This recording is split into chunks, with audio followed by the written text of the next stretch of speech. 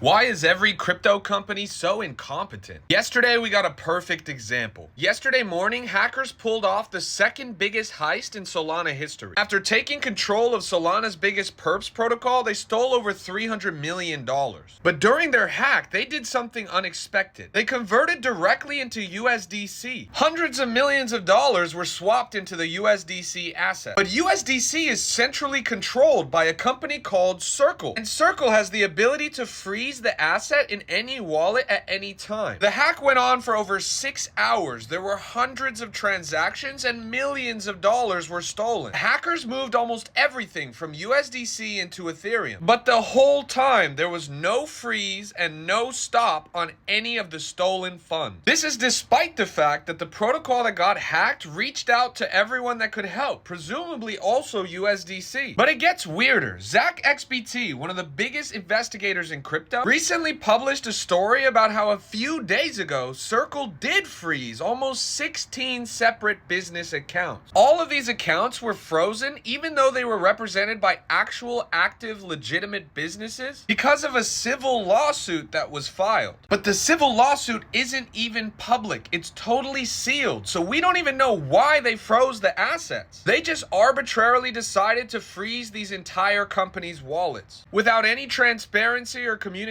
about why they did it. Yesterday, other protocols, for example, Ondo, did freeze some funds. Ondo was able to freeze over $500,000 of USDY to prevent the hackers from stealing them. Keep in mind that people are speculating that the hack group was from North Korea, and these monies are going to weapons and oppression. But still, USDC and Circle didn't freeze a single penny. They have no problem freezing companies for sealed civil action, but even though they saw hackers stealing hundreds of millions of dollars for hours, and they have total control over the asset the hackers were using, they didn't freeze it at all. They might claim it's in the best interest of decentralization. Tell that to the companies whose bank accounts you just froze. At its best, it's complete and utter incompetence. At its worst, they were somehow okay with this money going into the hands of bad state actors. All I know is, without any consequences or intervention, this will happen again. Why do you think USDC sat there and did nothing when they were the only ones that could stop this multi-$100 million